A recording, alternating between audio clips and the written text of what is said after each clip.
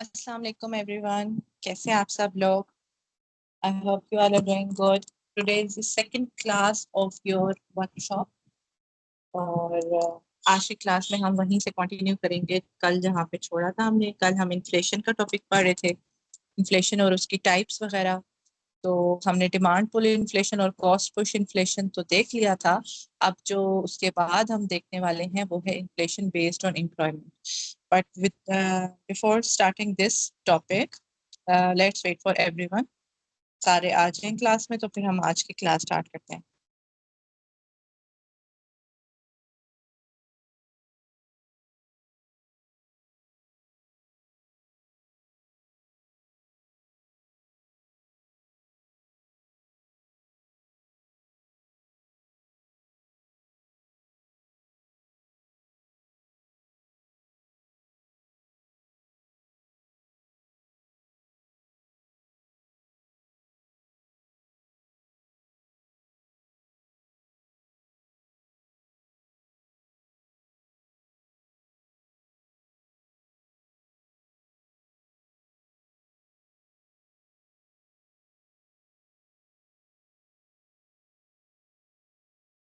It doesn't mean anything Tanveer, इसका कोई मतलब नहीं है। इसके लिए परेशान होने की जरूरत नहीं है कि रेड क्यों आ रहा है और ग्रीन क्यों आ रहा है। रेड का मतलब सिर्फ ये होता है कि आप उस टाइम पे ऑनलाइन हो क्लास में, और ग्रीन आपने अपने आप को सेटिंग्स में जाके ऑफलाइन से ऑनलाइन करना होता है। दैट्स इट, इससे ज्यादा और कुछ भी नहीं है।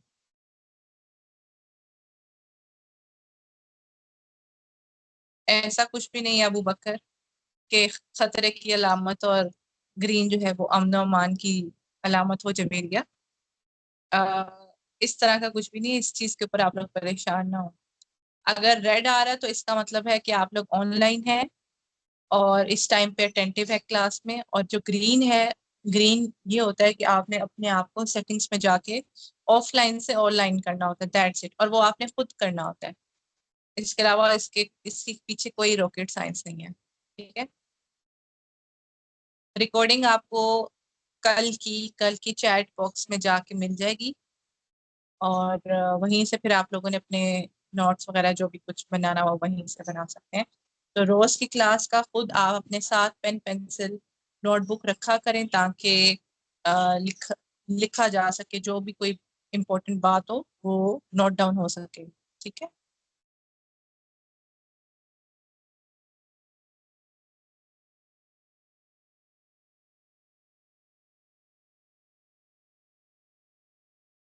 हाँ बिल्कुल, कल मैंने आपको कंप्लीशन का बोला था, वो तो अलग चीज है ना। आपने अपने उसमें जाके एलएमएस पे जाके कंप्लीशन मार्क एज डन भी करना है। और कुछ बच्चे नहीं करते तो उसका फर्क भी कोई नहीं पड़ता, टू बी ऑनेस्ट। लेकिन ये है कि एक उन्होंने ऑप्शन दे दी हुई है, और वो इसीलिए दी है कि आप लोग स्टूडेंट्स जो हैं वो जाके उसको मार्क डन कर दें। तो कर दें, फिर क्या फर्क पड़ता है।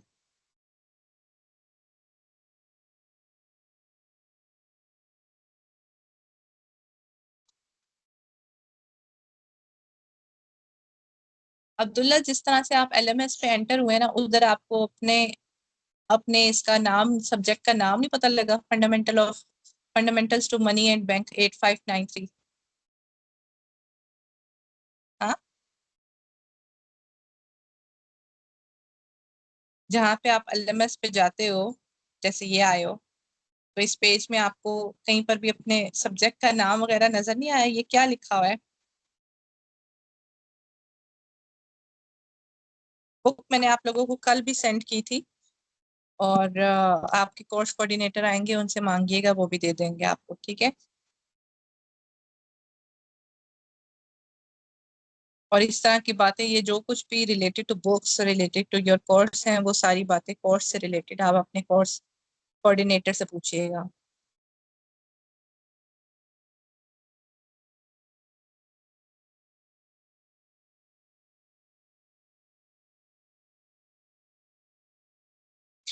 इस बुक से रिलेटेड कोई बुक, कोई व्हाट्सएप ग्रुप का मुझे नहीं पता। आप लोगों ने खुद कोई ग्रुप बनाया हो तो वो भी मैं नहीं कह सकती, क्योंकि मैं किसी ग्रुप का हिस्सा नहीं हूँ। ठीक है।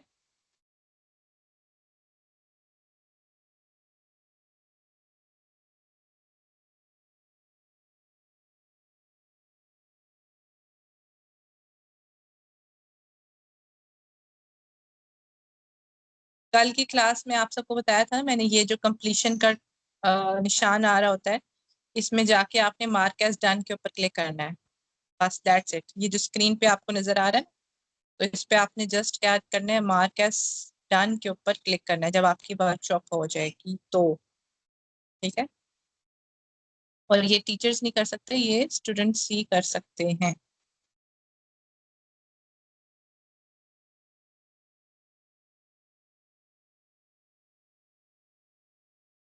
ठीक है। अच्छा जी, चलें आज की क्लास स्टार्ट करते हैं।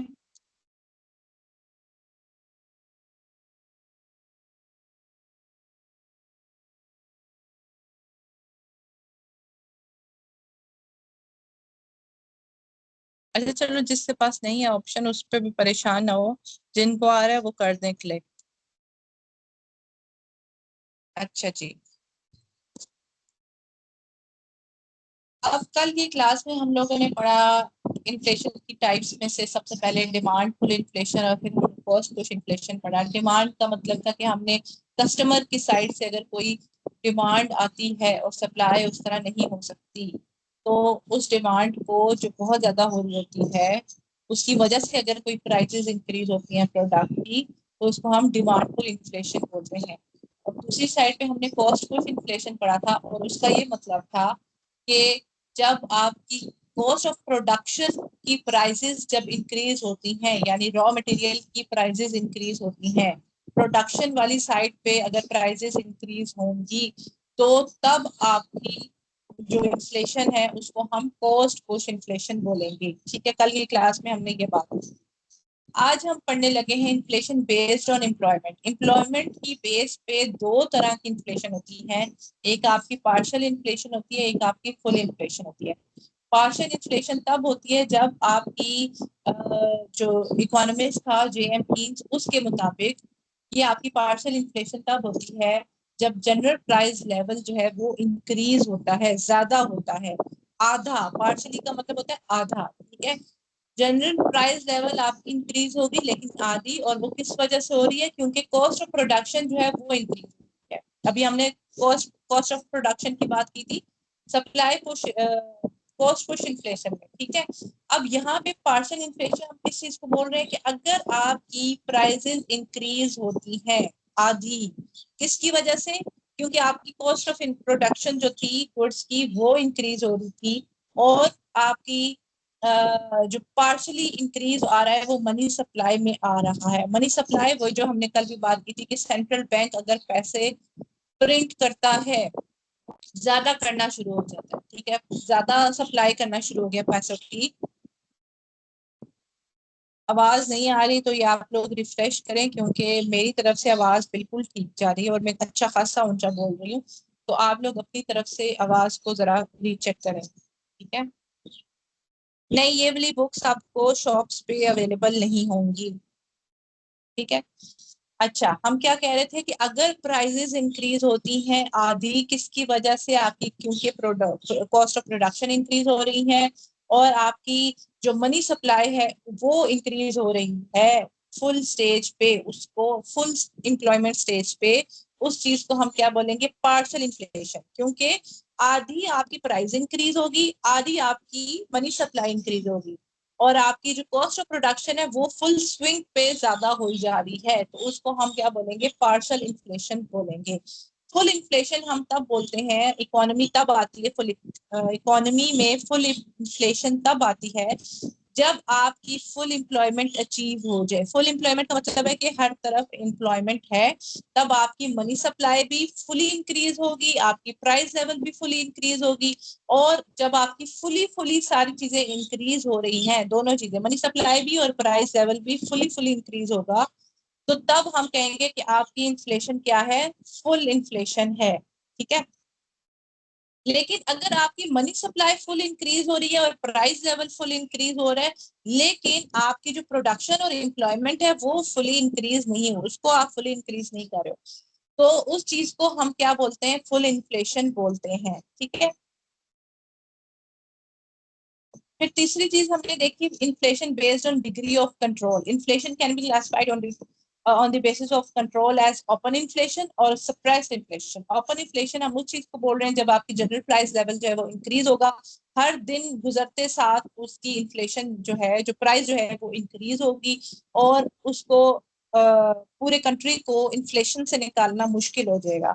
जैसे आजकल का टाइम पीरियड है कि हर गुजरते दिन के साथ आपकी जनरल प्राइस लेवल जो है वो बस इंक्रीज ही हुआ जा रहा है, और गवर्नमेंट के लिए वो आउट ऑफ कंट्रोल हो चुकी है इन्फ्लेशन। तो उस चीज को हम क्या बोलते हैं? Open inflation. ठीक है। सप्रेस्ड इन्फ्लेशन हम उस चीज को बोलते हैं जब गवर्नमेंट जो है वो छोटे छोटे स्टेप्स लेने शुरू करती है, और उस इन्फ्लेशन को, उस प्राइस लेवल को जो बहुत ज्यादा इंक्रीज हो चुकी होती है, उसको कंट्रोल करने के मेजर्स देखना शुरू करती है। ऐसी इन्फ्लेशन को बोलते हैं सप्रेस्ड इन्फ्लेशन, यानी कि इन्फ्लेशन को कम करने के तरीके। ठीक है। उसके बाद है inflation based on rate of inflation. अब इन्फ्लेशन खुद जो है किस चीज के ऊपर बेस कर रही है? रेट ऑफ इन्फ्लेशन पे। अगर आप ये इसके ऊपर हम चार चीजें देखेंगे किस तरह से रेट ऑफ इन्फ्लेशन के ऊपर इन्फ्लेशन बेस करेगी। पहली चीज है क्रीपिंग इन्फ्लेशन। क्रीपिंग इन्फ्लेशन ऐसी सिचुएशन होती है जब आपकी प्राइस लेवल, जो प्राइस है वो इंक्रीज होगी लेकिन बहुत ही कम रेट के ऊपर, यानी कि इन्फ्लेशन हो रही है लेकिन हो सकता है 2 साल बाद किसी चीज की प्राइस इंक्रीज हो। आहिस्ता आहिस्ता ना इन्फ्लेशन आपकी इंक्रीज हो रही है बहुत स्लो रेट पे, और ऐसी प्राइस लेवल जो इंक्रीज हो रही होती है उसको हम क्या बोलते हैं? क्रीपिंग इन्फ्लेशन बोलते हैं। ठीक है।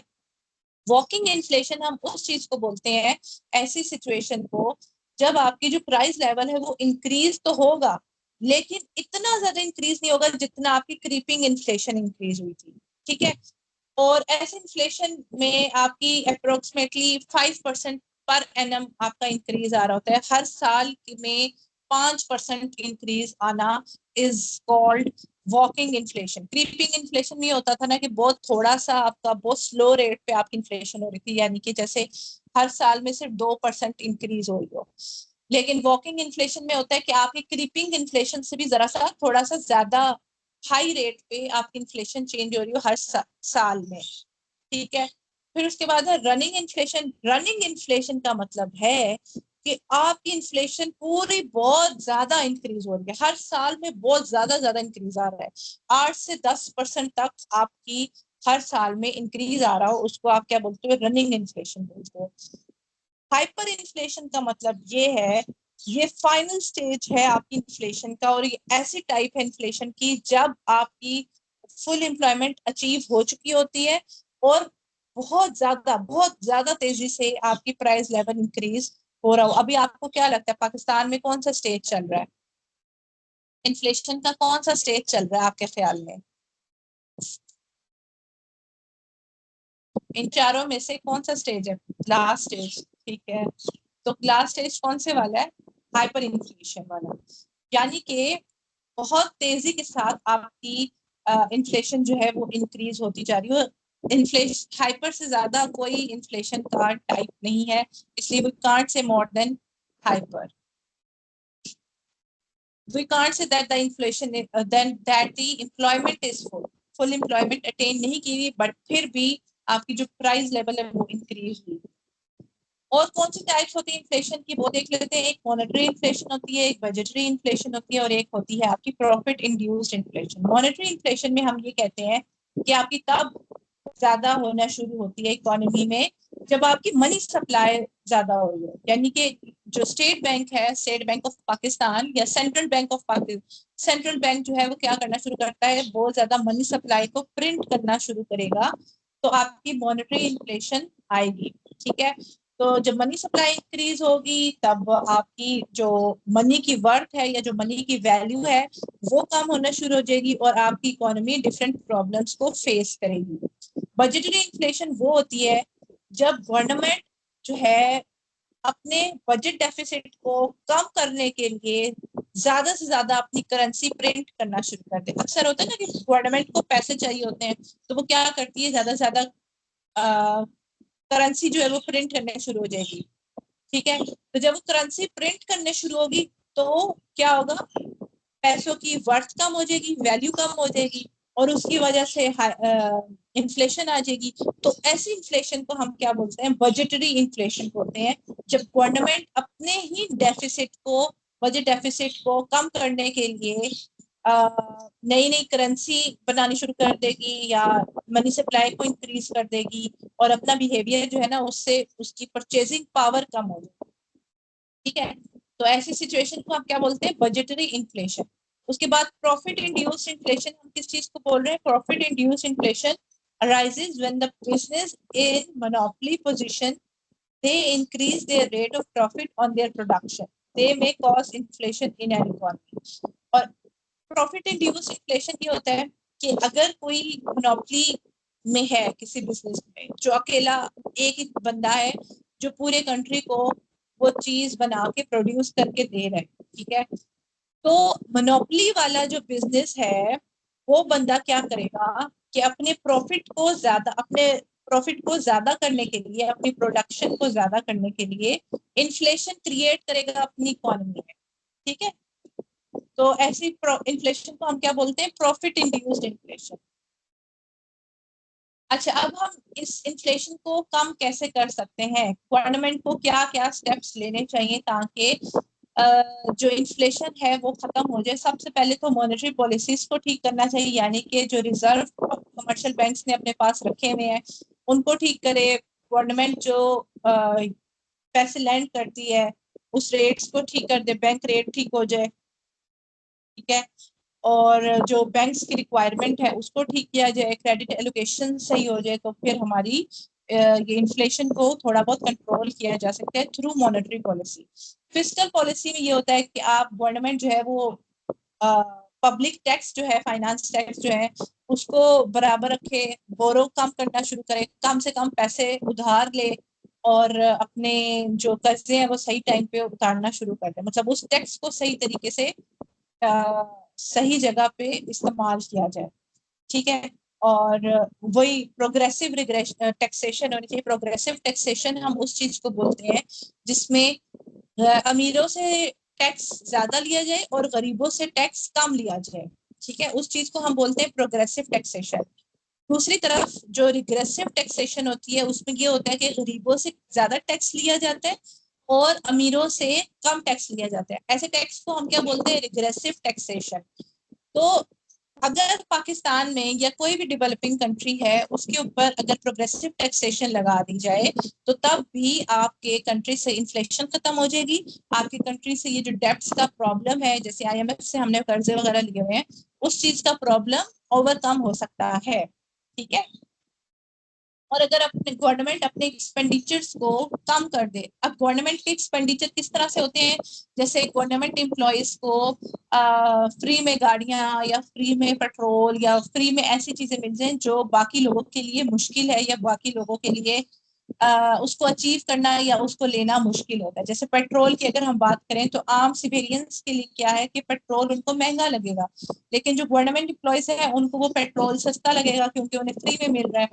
तो यहाँ पे उन्होंने फिस्कल पॉलिसीज के थ्रू इन्फ्लेशन किस तरह से कंट्रोल करने का बोला है कि अगर वो अपने गवर्नमेंट एक्सपेंडिचर्स को कम कर दे तो तब भी हमारे कंट्री से फिस्कल पॉलिसी के थ्रू इन्फ्लेशन कम हो सकती है। ठीक है, और थोड़े और उन्होंने अदर मेजर्स बताए हुए हैं किस तरह से। जी बिल्कुल यासिर, यही बात है।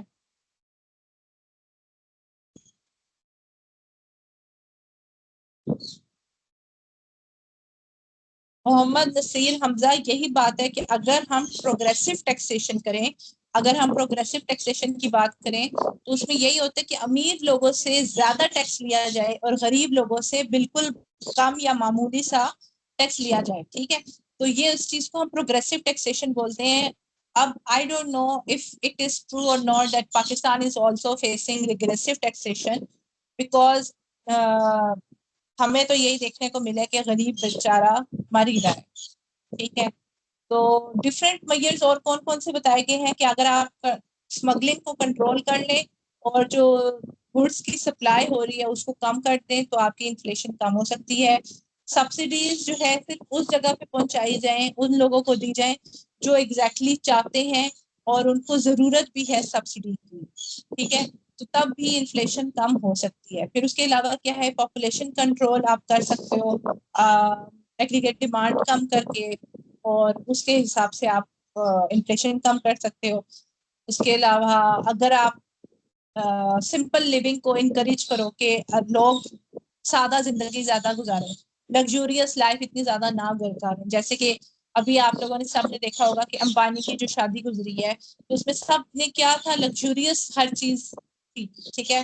तो गरीब इंसान तो उस बेचारे शादी के खाने को ही देख के हैरान और परेशान हो जाए। तो यहाँ पे कह रहे हैं कि अगर आप इन्फ्लेशन कंट्रोल करना चाहते हो तो सादा जिंदगी को अपनाएं और एक्सपेंसिव चीजों की डिमांड करना छोड़ दें, तो तब भी इन्फ्लेशन कम हो सकती है। उसके अलावा गवर्नमेंट जो है सिर्फ असेंशियल चीजों के ऊपर अपना कंट्रोल रखे, डायरेक्ट कंट्रोल रखे, अदरवाइज इन्फ्लेशन आएगी। अस्सलाम वालेकुम जी स्टूडेंट्स, मौज़म अली बात कर रहा हूँ, आपका कोऑर्डिनेटर AIU से।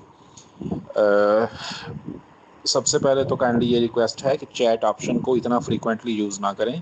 टीचर इससे डिस्ट्रैक्ट हो जाते हैं, उनके पास लिमिटेड टाइम है चीज़ें डिलीवर करने का। दूसरा, मैंने आपको बेसिक गाइडेंस कल सब्जेक्ट की दे दी थी, ऑडियो वीडियो लेक्चर के लिंक्स आपको दे दिए थे जो आप क्लास के बाद देख सकते हैं। क्विज़ जो लास्ट डे ऑफ वर्कशॉप पे होगा वो सबने अटैम्प्ट करना है। उसके लिए रीडिंग अच्छी कर लें, ऑडियो वीडियो लेक्चर्स को सुन लें। इस तरह आपने अपने असाइनमेंट्स के क्वेश्चंस तैयार करने हैं तो उसके लिए भी इनको सुन सकते हैं। एक चीज़ याद रखें, आपने 6 के 6 दिन पूरे 2 घंटे क्लास में लॉगिन रहना होता है डेली। क्विज़ इज़ कंपलसरी, मैं अगेन कह रहा हूँ, वो आपने लाजमी अटैम्प्ट करना है सारे क्वेश्चंस को। रिस्पॉन्स यहाँ पे चैट ऑप्शन में तब टाइप करें जब टीचर आपसे पूछें, अदरवाइज़ उन्हें लेक्चर कंप्लीट करने दें।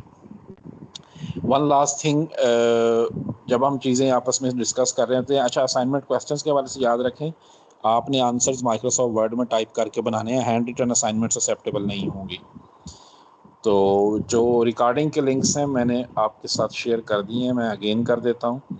तो ये यहाँ से आप इसको देख लें और इसी चैनल को अपने पास सब्सक्राइब भी कर लें ताकि ये चीज़ें आपके साथ फिर अपेयर होती जाएँ, क्योंकि हमारे पास फिर कोई और मीडियम नहीं होता आपसे कम्युनिकेट करने का, ये लिमिटेड टाइम होता है वर्कशॉप्स का।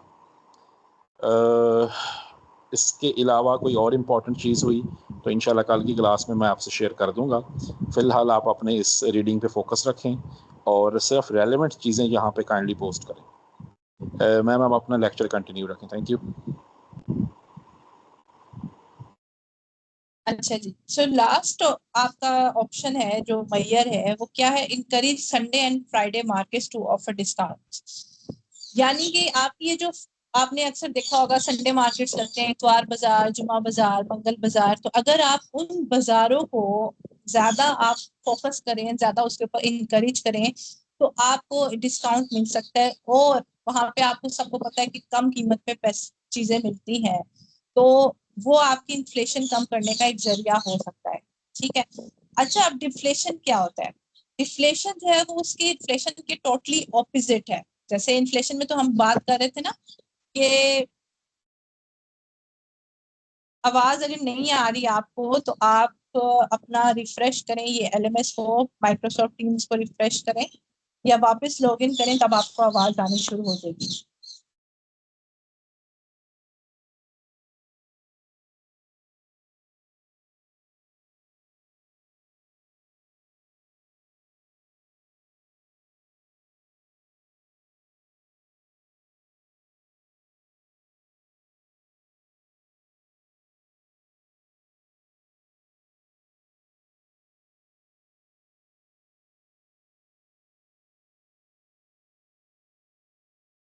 अच्छा जी, डिफ्लेशन जो होता है वो इन्फ्लेशन की टोटली ऑपोजिट होता है। और डिफ्लेशन हम उस चीज को बोल रहे हैं जब इकोनॉमी के अंदर जो वैल्यू ऑफ मनी है वो ज्यादा हो जाएगी और प्राइजेस कम हो जाएंगी। प्राइजेस जो है वो इतनी ज्यादा इंक्रीज नहीं करेंगी, प्राइजेस हर चीज की कम होंगी और जो मनी की वर्थ है या जो मनी की वैल्यू है वो ज्यादा होगी।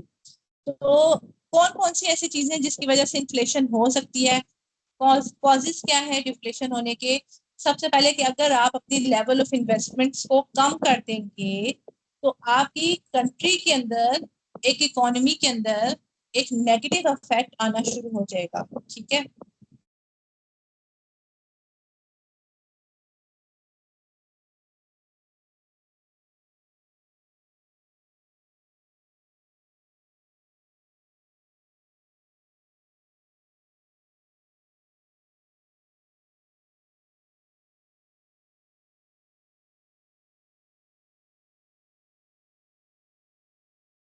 अच्छा, अभी जिन स्टूडेंट्स को मैंने एडमिट किया है क्लास के अंदर, प्लीज वो सुन लें कि एलएमएस के थ्रू आप क्लास में एंटर हुआ करें। आप नहीं तो अगर किसी और आईडी पासवर्ड के साथ जो लामा इकबाल ने आपको नहीं दिया उसके साथ अगर आप क्लास में एंटर होने की कोशिश करोगे तो आप लोग एज अ स्टूडेंट नहीं होगे, एज अ गेस्ट अपीयर होगे क्लास में और आपकी अटेंडेंस मार्क नहीं हो रही होती। ठीक है, इसलिए कोशिश करें कि डायरेक्ट एलएमएस के थ्रू आप लोग क्लास में एंटर हो। ओके। अच्छा, फिर दूसरी चीज क्या है? पहली चीज हमने कहा कि अगर हम लेवल ऑफ इन्वेस्टमेंट को कम कर देंगे तो आपकी इकोनॉमी के ऊपर नेगेटिव इफेक्ट आएगा, क्योंकि आपकी डिमांड ही कम हो गई है और इस सूरत हाल में आपको डिफ्लेशन आपको फेस करना पड़ेगा। दूसरी सिचुएशन ये है कि अगर लोगों की इनकम को हम कम कर दें तो भी डिफ्लेशन आ सकती है इकोनॉमी में।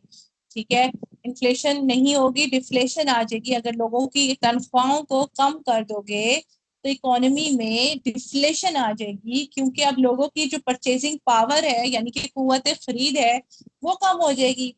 ठीक है, और इनकम लेवल जो है वो भी कम हो जाएगा। डिमांड जो है लोग कर नहीं सकेंगे, लोगों के पास इतना पैसा नहीं होगा कि वो गुड्स और सर्विसेज को खरीद सकें या उसकी डिमांड कर सकें।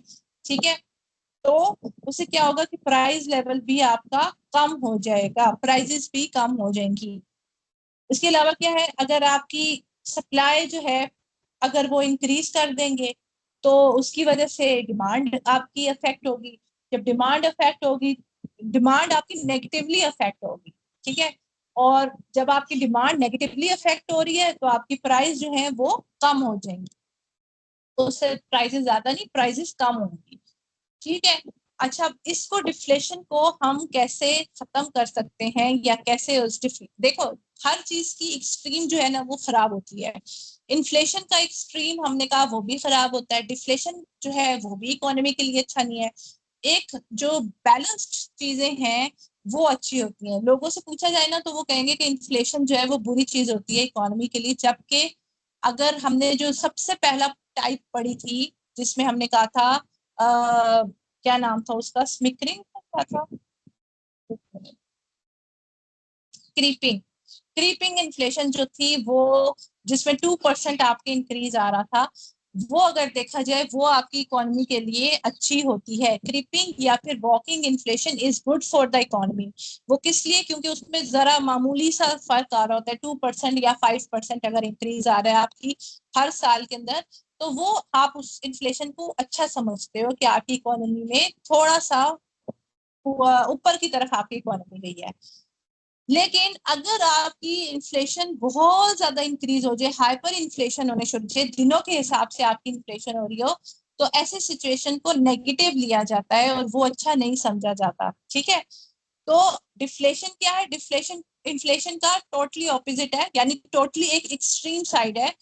इन्फ्लेशन था कि अगर बहुत ज्यादा इंक्रीजेस होना शुरू हो जाएंगी प्राइसेस में। डिफ्लेशन होता है कि अगर आपकी प्राइसेस कम होनी शुरू हो जाए, डिक्रीज होना शुरू हो जाए। ठीक है, डी से डिफ्लेशन, डी से ही आपको समझ आ जाएगा कि प्राइसेस क्या है, वो डिक्रीज हो रही है। ठीक है, अब दोनों सिचुएशंस खराब है आपकी इकोनॉमी के लिए, हाइपर इन्फ्लेशन भी और डिफ्लेशन भी, दोनों एक्सट्रीम केसेस हैं। ठीक है, अच्छा, अब रेमेडीज क्या क्या है, किस तरह से आप डिफ्लेशन को खत्म कर सकते हो या डिफ्लेशन किस तरह से खत्म हो सकती है आपकी इकोनॉमी में? सबसे पहले क्या है, to increase exports for achieving higher incomes and price support. सबसे पहले क्या है कि आप अगर अपने कंट्री में एक्सपोर्ट ज्यादा कर दोगे, आपके कंट्री से बाहर कोई चीजें जाना शुरू होंगी, आपके कंट्री में डॉलर्स आना शुरू होंगे, तो क्या होगा कि आपकी कंट्री से डिफ्लेशन खत्म हो जाएगी। दूसरी चीज हम क्या देखते हैं कि अगर सेंट्रल बैंक जो है इंटरेस्ट रेट को कम कर देगा तो तब भी आपकी इकोनॉमी जो है वो कम से कम उधार लेगी, बाहर से चीजें पैसे वगैरह लेगी। ठीक है, तीसरी चीज कि अगर प्राइवेट सेक्टर की इन्वेस्टमेंट को इंक्रीज कर दिया जाए और उनसे बहुत ज्यादा टैक्स ना लिया जाए। अभी लोग पता है हमारे कंट्री में इन्वेस्ट करने से इसलिए भी डरते हैं क्योंकि अगर वो इन्वेस्टमेंट करने का सोचेंगे भी तो क्या होगा कि उनके ऊपर ढेर सारा टैक्स लगा दिया जाएगा। तो कोई भी अपना बिजनेस नहीं करना चाहेगा, कोई भी अपना इन्वेस्टमेंट लेके पाकिस्तान में आना नहीं चाहेगा, क्योंकि उन्हें पता है कि अगर हम आ भी गए तो बहुत ज्यादा टैक्स देना पड़ेगा। ठीक है, तो ऐसी सूरत हाल में क्या होता है कि अगर टैक्स को कम कर दिया जाए, खत्म कर दिया जाए, तो लोग, प्राइवेट सेक्टर वाले जो लोग हैं वो अपनी इन्वेस्टमेंट लेकर आएंगे और अपना बिजनेस स्टार्ट करेंगे, अपनी इन्वेस्टमेंट किसी प्रोडक्टिव चीज में लगाएंगे। ठीक है, इरम बाकियों से पूछें आवाज आ रही है उन्हें कि नहीं आ रही, और हमजा आप भी बाकियों से पूछें कि स्क्रीन नजर आ रही है कि नहीं, क्योंकि मेरी तरफ से आवाज भी जा रही है और मेरी तरफ से स्क्रीन भी जा रही है। ठीक है, तो मेरी तरफ से कोई मसला वगैरह नहीं है। अगर आप लोग चाहें तो आप लोग रिफ्रेश कर सकते हैं, तभी आपको आवाज भी ठीक आएगी और स्क्रीन भी जाएगी। ठीक है,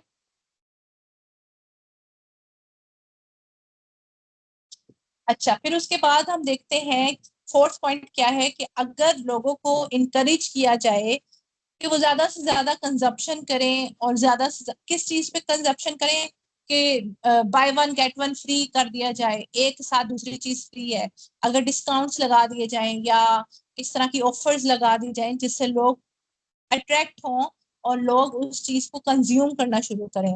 जैसे अगर एक ब्रेड ले रहे हैं तो कह दें कि एक ब्रेड के साथ दूसरी ब्रेड फ्री है, तो लोग क्या करेंगे, उसको ज्यादा से ज्यादा कंज्यूम करना शुरू करेंगे, ज्यादा से ज्यादा लेना शुरू करेंगे। ठीक है, अच्छा जी, अब देखो तीसरी तीसरी चीज, पहले हमने इन्फ्लेशन पढ़ा। इन्फ्लेशन में हमने कहा कि अगर जनरल प्राइस लेवल इंक्रीज होता जाएगा तो हम उसको इन्फ्लेशन बोलेंगे। फिर हमने डिफ्लेशन पढ़ा। डिफ्लेशन का मतलब होता है कि अगर प्राइजेस बहुत ज्यादा कम होने शुरू हो जाए। ठीक है, एक साइड पे हम पढ़े कि प्राइजेस बहुत ज्यादा इंक्रीज हो रही हैं, दूसरी साइड में हम पढ़े डिफ्लेशन में कि प्राइजेस बहुत ज्यादा कम हो रही हैं। तीसरी चीज जो स्टैगफ्लेशन है, इस चीज को अब हम पढ़ते हैं, लेकिन क्या नहीं समझ आया हिरा, पूछे मुझसे, मैं बताती हूँ आपको। आज का टॉपिक हमने इन्फ्लेशन की टाइप से और डिफ्लेशन से स्टार्ट किया है। अब तीसरी चीज हम स्टैगफ्लेशन पढ़ने लगे। आपको क्या चीज नहीं समझ में आई मैं आपको बताती हूँ।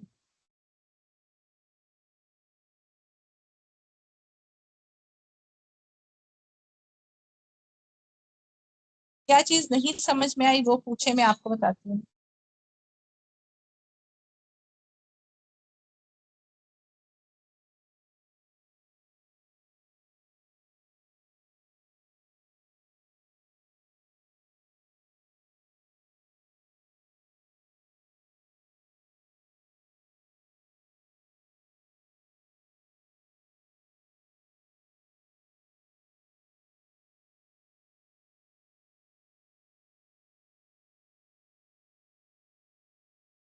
इतनी देर से मैं आपको शॉर्टकट करके ही तो बता रही हूँ। डिफ्लेशन का मतलब होता है कि प्राइजेस के कम होना।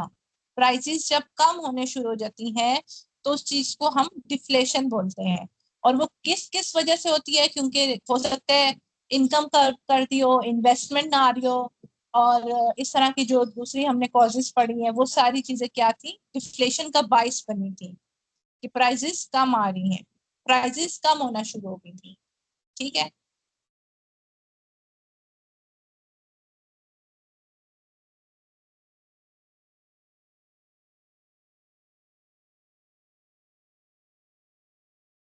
और जिसको नहीं समझ में आ रही वो आज की रिकॉर्डिंग दोबारा से सुन ले, कल या शाम में, तो उनको हो सकता है दोबारा सुनने से समझ में आ जाए।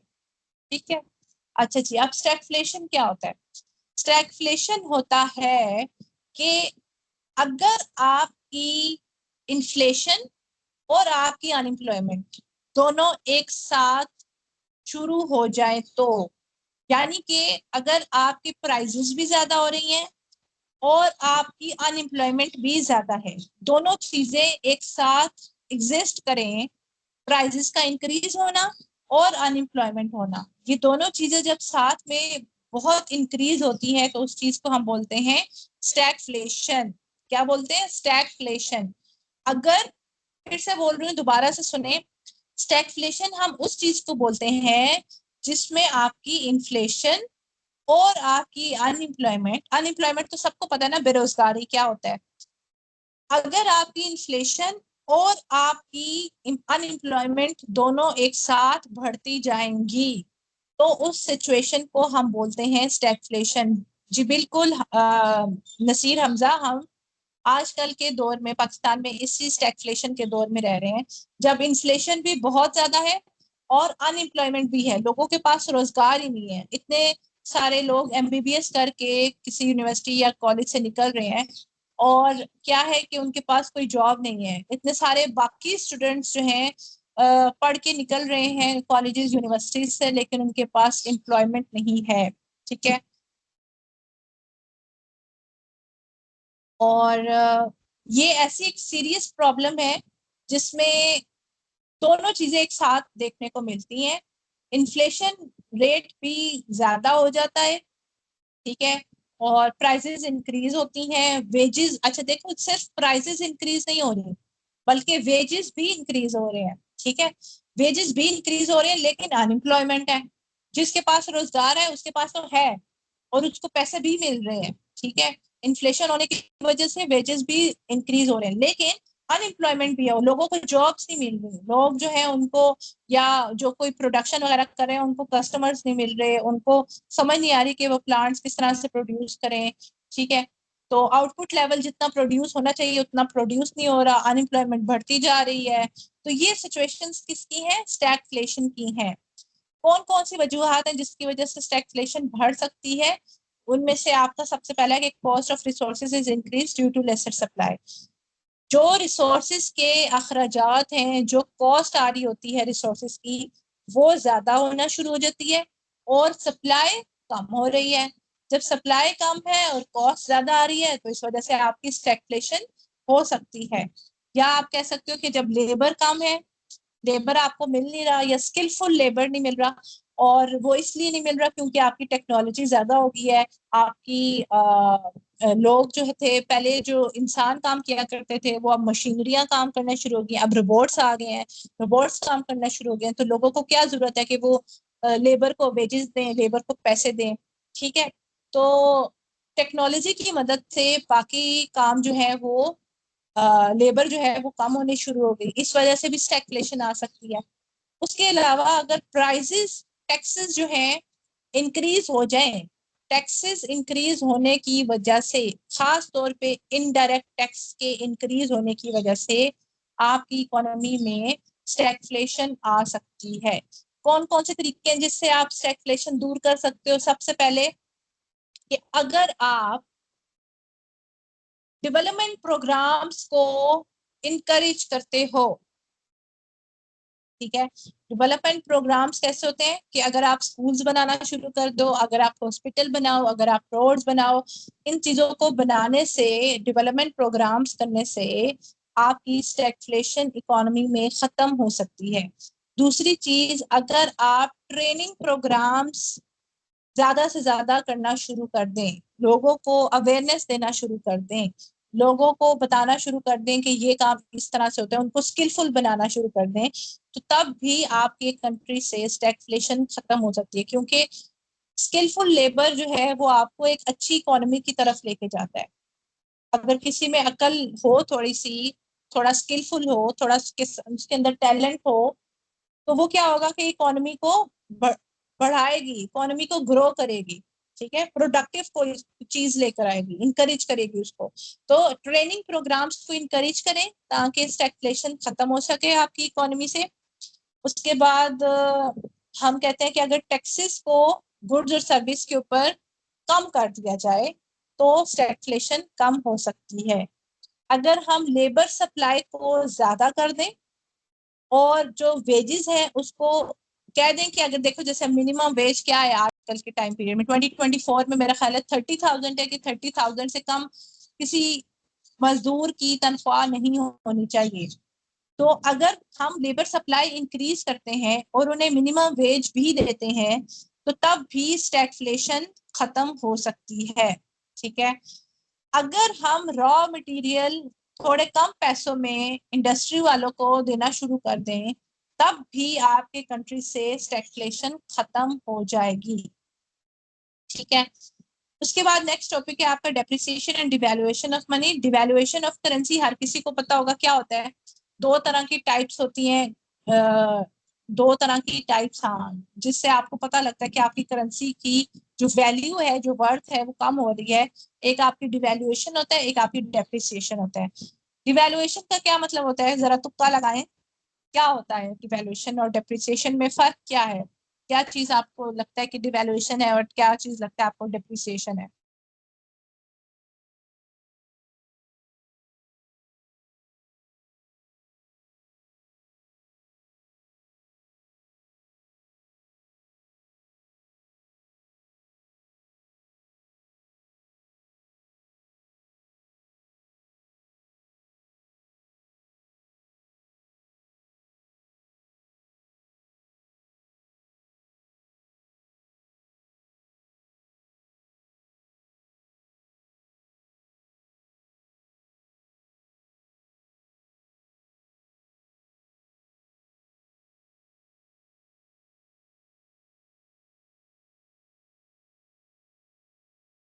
अच्छा जी, क्या बोल रहे हैं? नकीब बोल रहे हैं डेप्रिसिएशन गवर्नमेंट के कंट्रोल से बाहर हो जाता है। Good, very good.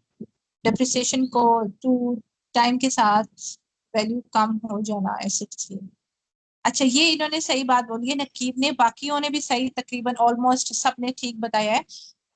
डिवैल्यूएशन वो होती है जिससे आपकी जो करेंसी की वर्थ है, जो हमने कल की क्लास में भी मेरे ख्याल है बात की थी, कि करेंसी की जो वैल्यू है, जैसे पाकिस्तानी रुपी है, उसकी अगर वैल्यू कम होती है और गवर्नमेंट उसको खुद कम करती है, अपनी करेंसी की वैल्यू को थोड़ा खुद कम करती है ताकि ट्रेडिंग में आसानी हो, और बाकी कंट्री, किसी और कंट्री के साथ आप जब ट्रेड कर रहे हो तो उसमें आपकी करेंसी की थोड़ी बहुत इंप्रूवमेंट हो सके, तो वो खुद अपने आप को क्या करती है, अपनी करेंसी को डिवैल्यू करती है। तो उस चीज को हम डिवैल्यूएशन ऑफ अ करेंसी बोलते हैं। ठीक है। अगर आपकी मार्केट की वजह से, मार्केट में कोई ऐसी सिचुएशंस आ गई हैं, कोई ऐसी मॉनेटरी क्राइसिस आ गई हैं जिसकी वजह से आपकी करेंसी डिवैल्यू हो गई है, कम हो गई है, उसकी वर्थ कम हो गई है, और वो गवर्नमेंट का उसमें कोई हाथ नहीं है। ठीक है, मार्केट सिचुएशंस की वजह से आपकी करेंसी में थोड़ी उसकी वर्थ कम होगी, डिवैल्यू होगी, तो उसको हम क्या बोलेंगे, डेप्रिसिएशन ऑफ करेंसी बोलेंगे। ठीक है। हाँ बिल्कुल, वर्थ का मतलब होता है कदर करना, मतलब उसकी वर्थ, उसकी जो उसकी कदर नहीं, उसकी जो वैल्यू है उसको, वो अगर कम हो गई है, ठीक है, तो उस चीज को हम डेप्रिसिएशन बोलेंगे। अगर मार्केट सिचुएशंस की वजह से कम हो रही है तो उसको डेप्रिसिएशन बोलेंगे। अगर गवर्नमेंट खुद कर रही है तो उसको हम डिवैल्यूएशन बोलेंगे। अगर किसी के पास स्क्रीन नजर नहीं आ रही किसी को, तो वो बुक का पेज नंबर 20 अपने पास खुद खोल ले, ताकि कुछ ना कुछ तो वो समझ सके कि क्या बात हो रही है। ठीक है, अपनी बुक पे खुद खोल ले ताकि पेज नंबर 20 पीडीएफ का ओपन करें, उसमें हम डिप्रिसिएशन और डिवैल्यूएशन को पढ़ रहे हैं। अच्छा जी, अब क्या क्या इफेक्ट्स हैं डेप्रिसिएशन डिवैल्यूएशन के? डिफरेंट इफेक्ट्स होते हैं डेप्रिसिएशन के। पहला है कि अगर आपकी करेंसी डिवैल्यू होगी तो उससे आपकी इंपोर्ट जो है वो ज्यादा एक्सपेंसिव हो जाएगी, और आपकी जो एक्सपोर्ट्स हैं वो कम कीमत की होनी शुरू होगी, which is a good sign. ठीक है, आप अपनी लोकल प्रोडक्ट्स को ज्यादा खरीदना शुरू कर दोगे। और डिवैल्यूएशन जो है वो आपके इन्वेस्टर्स को डिस्करेज करेगी कि वो आपकी कंट्री के अंदर इन्वेस्टमेंट करे, क्योंकि आपकी अब तो अपनी करेंसी डिवैल्यू हुई है, तो वो क्यों करेगा, कोई भी बाहर से आके क्यों आपकी कंट्री के अंदर इन्वेस्टमेंट करना शुरू करेगा।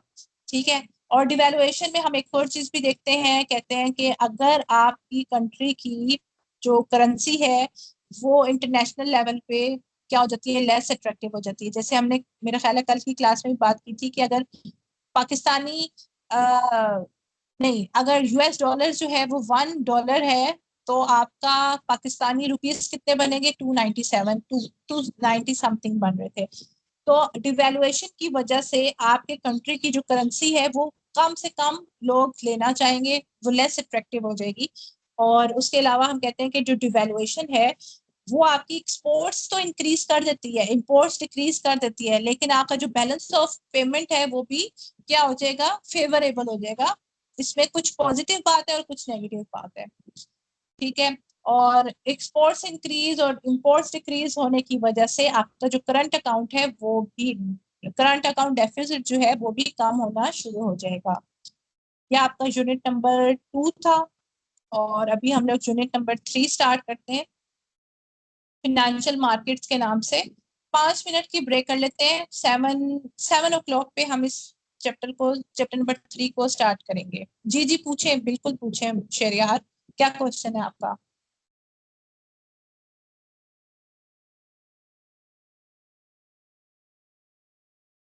नहीं विरदा, ये नहीं मिलती हैं आपको। ये वाली बुक्स आपको सिर्फ और सिर्फ अल्लामा इकबाल खुद प्रिंटिंग करता है, खुद आपको आगे पहुंचाता है।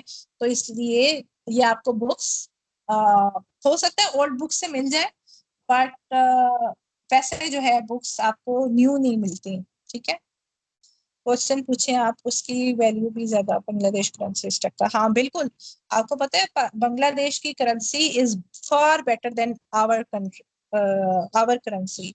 हमारी करेंसी से बहुत बहुत बेहतर है आपकी बांग्लादेश की करेंसी और इंडिया की भी करेंसी।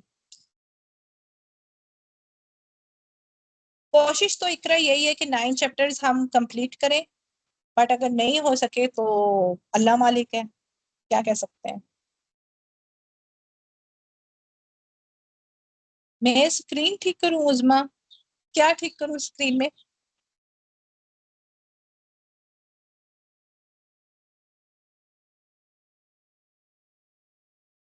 ब्रेक नहीं कर रही, आप लोगों को टाइम दे रही हूँ थोड़ा सा रिलैक्स होने के लिए।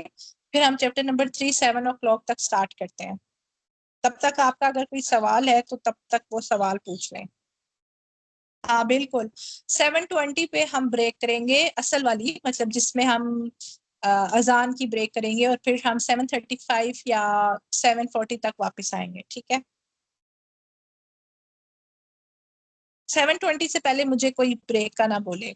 अभी आप लोगों को इसलिए मैं 5 मिनट का टाइम दे रही हूँ कि अगर कोई पिछले चैप्टर से कोई सवाल करना है वो आप सवाल पूछ सकें। क्या रिपीट करूं दोबारा से?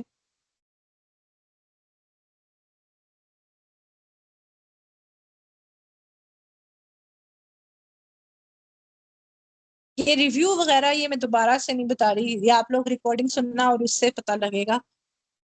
टीचर ने भी बोलना होता है 2 घंटे मुसलसल, तो इसलिए थोड़ा सा उसके ऊपर भी रहम करें कि रिव्यू जब मैं बता रही होती हूँ तभी पूछा करें। रिव्यू शिव्यू देने का काम मेरा नहीं है। इवेलुएशन अच्छी होती for exports, right, because remittance ज्यादा मिलते। और हाँ, इसमें हम लोग दो तरह से कह सकते हैं, क्योंकि देखो अभी हमने करंट जो डेफिसिट अकाउंट था वो भी ठीक होता है क्योंकि आपकी एक्सपोर्ट ज्यादा हो रही होती है, और जब भी आपकी एक्सपोर्ट ज्यादा हो रही होती है और इंपोर्ट कम हो रही होती है तो वो एक ना एक आपकी पॉजिटिव पॉजिटिव एस्पेक्ट छोड़ के जा रहा होता है या पॉजिटिव रिटर्न मिल रहा होता है। लोग अपनी लोकल चीजों को ज्यादा से ज्यादा इस्तेमाल करें ताकि वो सेल्फ सफिशिएंट हो जाए, ना कि वो दूसरों से लेते रहें, दूसरों से इंपोर्ट करवाते रहें, चीजें मांगते रहें हर वक्त। तो export is good, like not sometimes but always. हर वक्त एक्सपोर्ट अच्छी होती है, कोई भी सिचुएशन हो उसमें एक्सपोर्ट करें, और export is always better than import. Paper के लिहाज से इम्पोर्टेंट सारी चीजें हैं, इसमें आपको मैं क्या बताऊं।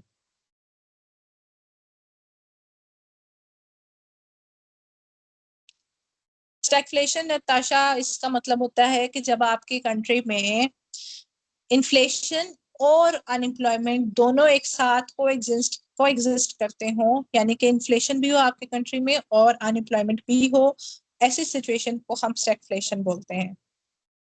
ठीक है,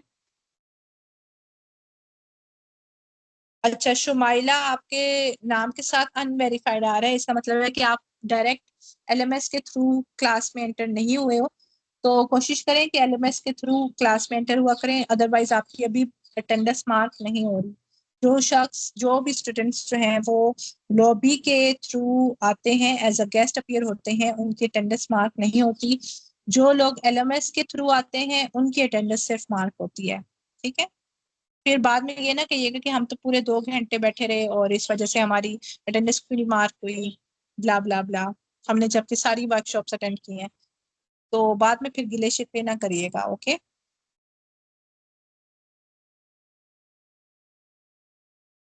हाँ बिल्कुल विरदा, अगर आप बाजार पे जाके ओल्ड बुक शॉप से जाके पता कर लें तो क्या पता आपको मिल जाए। और अगर आप ऐसा भी कर सकते हो कि इसका अगर किसी के घर प्रिंटर पड़ा हुआ है तो प्रिंट निकाल ले आराम से। वैसे जरूरत नहीं है, अगर आपके पास सॉफ्ट कॉपी है तो हार्ड कॉपी का क्या करना है आपने। खुद से नोट्स बनाएं। डेप्रिसिएशन असल में मतलब होता है कि कम होना। असल जो इसका मतलब है किसी चीज का, किसी चीज की वर्थ कम होते जाना। डेप्रिसिएशन जैसे हम मशीनरी में अक्सर बोलते हैं, एक साल आपने इस्तेमाल किया, एक साल के बाद उसकी डेप्रिसिएशन टाइम पीरियड शुरू हो जाता है। जैसे अगर आपने लेट से वॉशिंग मशीन खरीदी है, या लेट से आपने मोबाइल खरीदा है, लैपटॉप खरीदा है, एसी खरीदा है, ठीक है, कोई भी चीज आपने खरीदी है, कोई भी इलेक्ट्रॉनिक की चीज खरीदी है, कोई भी मशीनरी खरीदी है, उसमें क्या होगा कि आप एक साल के टाइम पीरियड के बाद उसकी डेप्रिसिएशन टाइम पीरियड शुरू हो जाता है, यानी वेयर एंड टेयर शुरू हो जाता है, उसमें कोई ना कोई मसला शुरू हो जाएगा। या अगर मसला नहीं तो उसकी जो लाइफ टाइम पीरियड है वो कम होना शुरू हो जाएगा, तो उस चीज को हम क्या बोलते हैं, डेप्रिसिएशन बोलते हैं। करेंसी में जब बात करते हैं, करेंसी में जब हमने डिवैल्यूएशन की बात कर रहे थे कि डिवैल्यूएशन और डेप्रिसिएशन में क्या फर्क है करेंसी में, तो डिवैल्यूएशन आपकी होती है गवर्नमेंट की तरफ से, यानी गवर्नमेंट खुद अपने जो मनी की वर्थ है उसको जब कम करेगी ट्रेडिंग पर्पस की वजह से, तो उसको हम डिवैल्यूएशन बोलेंगे। और डेप्रिसिएशन मनी की हम तब बोलेंगे जब मार्केट सिचुएशंस की वजह से आपकी जो मनी की वर्थ है वो कम होगी, तो उसको हम डेप्रिसिएशन बोलेंगे, ठीक है।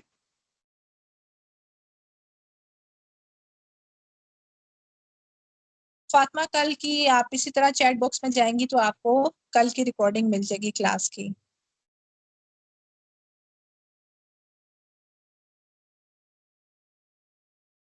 पता नहीं आप लोग सुनते नहीं हो या क्या। हर जिस चीज का मैंने जवाब दे दिया होता है उसी सवाल को बार बार पूछते हो, बार बार पूछते हो। मतलब एक दफा आप लोगों को तसल्ली नहीं होती है या क्या मसला है।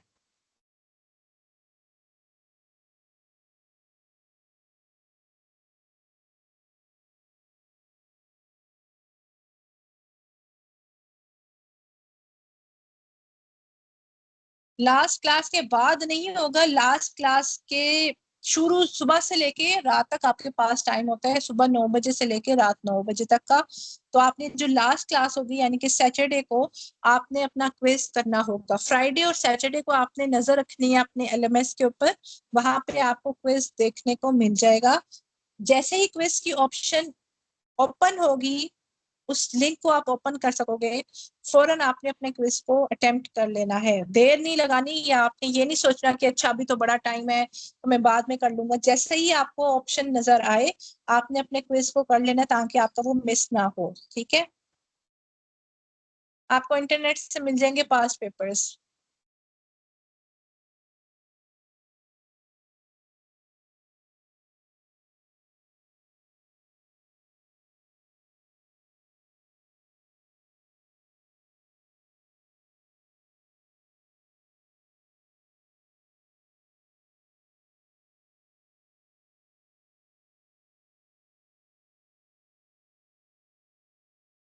नताशा, अब ये कोई और आपको बताएगा कि स्टैगफ्लेशन क्या होता है। कौन बताएगा नताशा को, जरा एक्सप्लेन करें स्टैगफ्लेशन क्या चीज है। सारे बताएं नताशा को, जिसको समझ आई है स्टैगफ्लेशन की वो बताए क्या होता है।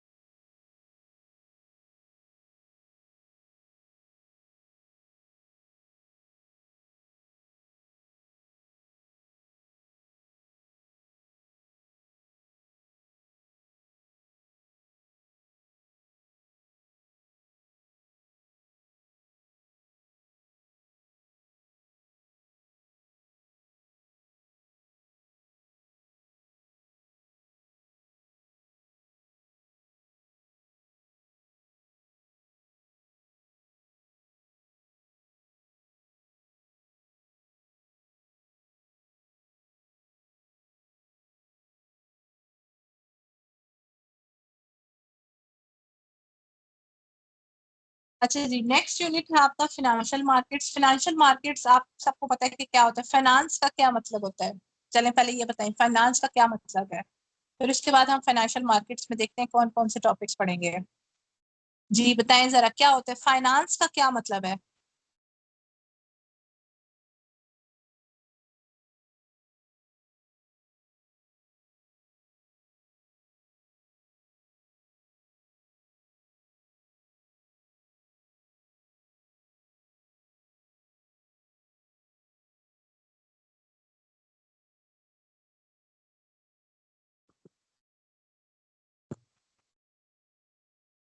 क्या है? सही हो गया। फाइनेंस का मतलब आप लोगों को लगता है कि मनी है, ठीक है। ऐसी चीजें जो आपके पैसे से आप खरीद सकते हो, ऐसे एसेट्स जो आप पैसे से खरीद सकते हो, उसको हम फाइनेंशियल एसेट्स बोलेंगे, ठीक है। जो थोड़ी बहुत मॉनेटरी वैल्यू रखते होंगे, उस चीज को हम क्या बोलेंगे, फाइनेंशियल एसेट्स बोलेंगे, ठीक है। अच्छा, अब यहाँ पे आपको डिफरेंट बायर्स और सेलर्स मिलेंगे जो एक ही प्राइस के ऊपर राजी होंगे और वो अपनी प्रोडक्ट्स को बेचना चाहेंगे, ठीक है, मॉनेटरी वैल्यू के ऊपर। जैसे अगर आप different types of financial assets के देखते हो फाइनेंशियल मार्केट्स में, तो सबसे पहले आपके शेयर्स आ जाते हैं, यानी सर्टिफिकेट्स वगैरह जो किसी ने।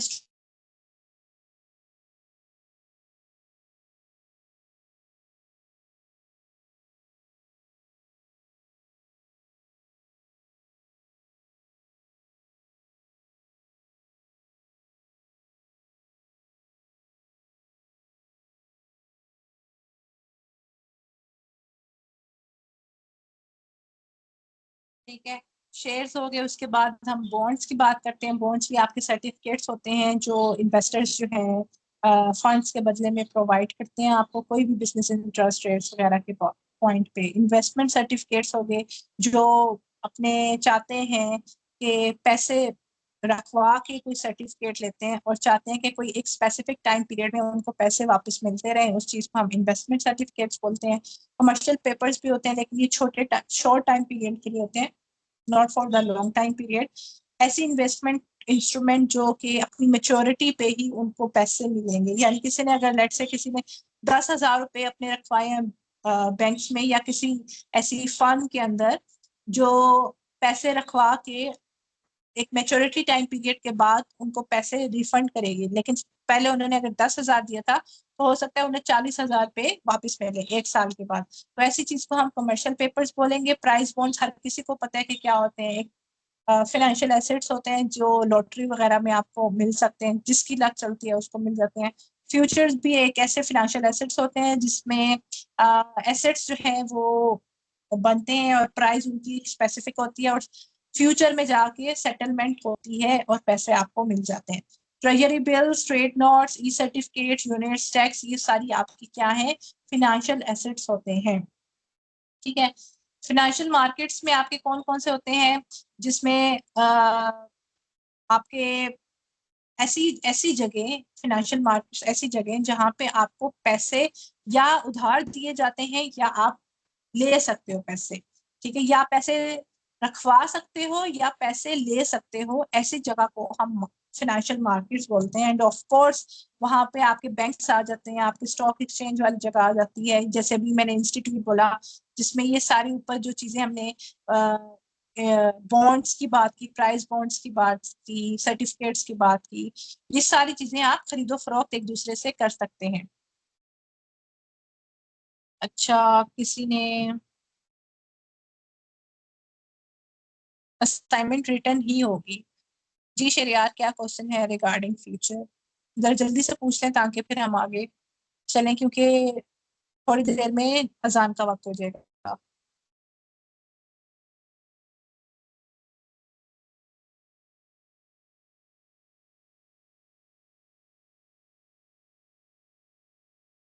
मॉनेटरी वैल्यू का मतलब होता है जिसमें पैसे इन्वॉल्व हो जाते हैं जवेरिया, उस चीज को हम मॉनेटरी वैल्यू बोलते हैं। जैसे आप देखो, मैंने मोबाइल खरीदना है तो मोबाइल मुझे ऐसे ही तो नहीं मिलेगा, मुझे मैं पैसे दे के उस चीज को खरीद सकती हूँ। तो मॉनेटरी वैल्यू का ये मतलब होता है। तो योर क्वेश्चन, क्या ये रिस्क रिड्यूस करने के लिए प्राइस फिक्स करते हैं? रिस्क रिड्यूस करने के लिए किस चीज की प्राइस फिक्स करने की बात कर रहे हैं? रियाज, बीए वालों की 4 असाइनमेंट्स होती हैं, बीएस वालों की 2 असाइनमेंट्स होती हैं।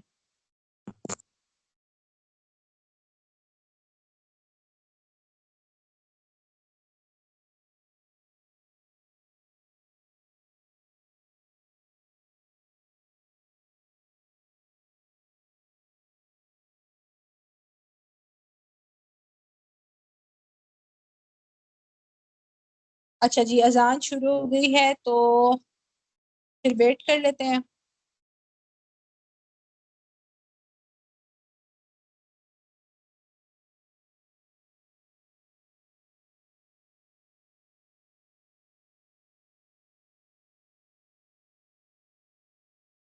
एक तो आप सबको बड़ी जल्दियां होती हैं, नमाज पढ़नी नहीं होती सबने, और अजान हो गई है, ये हो गया, बस ब्रेक चाहिए आप लोगों को।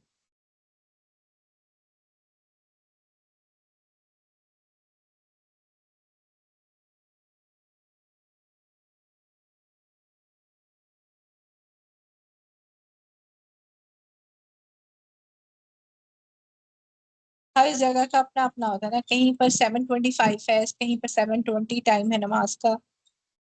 तो 7:20 पे अजान वैसे यहाँ पे होती है, तो बाकी सब अगर जाना चाह रहे हैं तो जा सकते हैं, क्या कह सकते हैं। बिल्कुल 7:10 पर होती है, और 7:10 हो चुके हैं।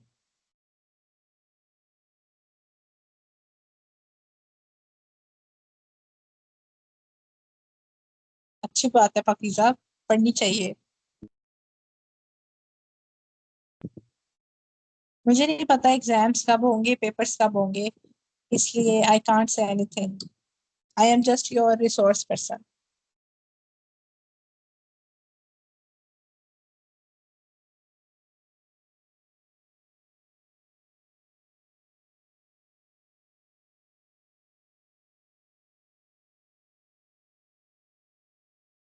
अच्छा जी, फिर 5 मिनट थोड़ा सा और पढ़ लेते हैं, फिर उसके बाद नमाज के लिए आप जा सकते हैं, ठीक है। तो फाइनेंशियल मार्केट्स में हम डिफरेंट वेज देखते हैं जिसमें हमें समझ में आएगी कि फाइनेंशियल मार्केट्स होते क्या हैं। सबसे पहले क्या है, classification by nature of claim, यानी कि डेब्ट मार्केट। सबसे पहले हम डेब्ट मार्केट देखेंगे, ऐसी मार्केट जहां पे हम बॉन्ड्स खरीद सकते हैं, डिबेंचर्स खरीद सकते हैं, सर्टिफिकेट्स खरीद सकते हैं, और बायर्स और सेलर्स वहां पे होते हैं। ये सारी चीजें आप डेब्ट मार्केट में खरीद सकते हो। इक्विटी मार्केट वो मार्केट होती है जहां पे आप लोग कॉमन शेयर्स खरीद सकते हो, प्रेफर्ड शेयर्स खरीद सकते हो, और इन्वेस्टर्स के साथ ट्रेड कर सकते हो। ऐसी मार्केट को आप इक्विटी मार्केट बोलते हो। और डेप्ट का मतलब अगर नहीं पता तो मैं बता देती हूँ, एस जहाँ पे कर्जे लिए और दिए जाते हैं, उस चीज को हम डेप्ट मार्केट बोलते हैं। Classification bye maturity of claim, इसका मतलब है कि मैच्योरिटी ऑफ क्लेम का मतलब होता है कि एक उन्होंने स्पेसिफिक टाइम पीरियड बता दिया। जैसे आपने पैसे दिए, आपके पास पैसे एक्स्ट्रा पड़े हुए थे, आप चाहते हो कि आप उसको सेविंग के तौर पे कहीं पर रखवाना रखवाना चाह रहे हो, ठीक है, और आप चाह रहे हो कि उसके ऊपर आपको कोई प्रॉफिट भी मिले। तो आप क्या करते हो, ऐसे किसी इंस्टीट्यूट पे जाते हो, फाइनेंशियल इंस्टीट्यूट पे जाते हो, कि आप कहते हो मेरे पास ये एक्स्ट्रा पैसे हैं और मैं चाहता हूं कि इसको आपके पास रखवा दूं, इसके बदले में आपको मिल जाता है कोई ट्रेड नोट मिल जाता है, कोई कमर्शियल पेपर मिल जाता है, या कोई ट्रेजरी बिल मिल जाता है। और उसकी जो मुद्दत होती है वो बहुत छोटे टाइम पीरियड की होती है, यानी कि हो सकता है 6 महीने की हो, या 7 महीने की हो, 8 महीने की हो। इतने टाइम पीरियड के लिए आपको एक ट्रेड नोट मिल जाएगा, एक आपको कमर्शियल पेपर मिल जाएगा, या कोई आपको ट्रेजरी बिल मिल जाएगा, ठीक है। और उस टाइम पीरियड के खत्म होने पे, यानी 6 महीने गुजर गए या 7 महीने, जितना भी उन्होंने मैच्योरिटी टाइम पीरियड बताया, वो टाइम गुजर गया, तो उस टाइम पीरियड के बाद आपको पैसे वापस मिल जाएंगे। जो भी आपने 10,000 या 20,000, जितने आपके ओरिजिनल पैसे थे, वो मिल जाएंगे, और उसके ऊपर आपको कुछ मजीद पैसे मिलेंगे एज अ प्रॉफिट। उस मार्केट को हम क्या बोलते हैं, मनी मार्केट बोलते हैं, ठीक है। कैपिटल मार्केट क्या होता है, ये आपकी लॉन्ग टाइम मेच्योरिटी पीरियड के लिए होता है, यानी 2 साल के लिए, 3 साल के लिए, 4 साल के लिए। और उन पैसों के ऊपर आपको जो प्रॉफिट मिलता है वो भी ज्यादा मिलता है, ठीक है। अच्छा, फिर क्या है, classification by seasoning by claim, उसमें आपके पास प्राइमरी मार्केट आ जाती है और सेकेंडरी मार्केट आ जाती है। प्राइमरी मार्केट वो वाली मार्केट है जहां पे आपकी फाइनेंशियल एसेट्स जो है आपको फर्स्ट टाइम किसी ट्रेडिंग के लिए ऑफर किया जाता है, और सेकेंडरी मार्केट वो होती है जहां पे आपकी फाइनेंशियल एसेट्स जो है उसको ट्रेड किया जाएगा और उसके बाद आपको प्राइमरी मार्केट की तरफ शिफ्ट कर दिया जाएगा। ठीक है। क्लासिफिकेशन बाय डिलीवरी में क्या होता है, कैश और स्पॉट मार्केट या डेरिवेटिव मार्केट। कैश मार्केट हम उस फाइनेंशियल मार्केट को बोलते हैं जहां पे आपकी फाइनेंशियल एसेट्स जो है वो ट्रेड करते हैं ऑन स्पॉट, यानी उसी जगह पे फौरन फौरन आपकी फाइनेंशियल एसेट को ट्रेड कर दिया जाता है, और इसमें कोई फ्यूचर प्राइस या कोई फ्यूचर डिलीवरी जो है वो इन्वॉल्व नहीं होती है। ऑन स्पॉट आपकी अगर कोई मार्केट में ट्रेड हो रही है पैसों की, तो उस चीज को हम कैश मार्केट बोलते हैं। और मार्केट ऐसी है जहां पे फाइनेंशियल एसेट्स जो है ट्रेड किए जाते हैं और जिनकी फ्यूचर में डिलीवरी भी एक्सपेक्टेड होती है, यानी आपने एक पैसे दिए और वो पैसे आपके हो सकते हैं फ्यूचर में डिलीवर कर दिए जाएं। ठीक है। अच्छा, अब उसके बाद है क्लासिफिकेशन बाय प्रोडक्ट टाइप। इसमें प्रोडक्ट टाइप तीन तरह के हैं, एक कमोडिटी मार्केट है, एक फॉरेक्स मार्केट है और एक लिक्विडिटी मार्केट है। कमोडिटी मार्केट ऐसी मार्केट होती है जहां पे फाइनेंशियल मार्केट होती है जहां पे आपके फ्यूचर कॉन्ट्रैक्ट्स किए जाते हैं, जहां पे जैसे मेटल की बात हो, ऑयल की बात हो, गैस की बात हो, क्रॉप्स की बात हो, वहां पे वो खरीदो फरोख्त किए जा रहे हैं इन्वेस्टर्स के साथ। अच्छा, अजान शुरू हो गई है, हम मिलते हैं 15 मिनट के बाद। ठीक है। 7:30 7:35 तक वापस क्लास स्टार्ट करते हैं। ओके।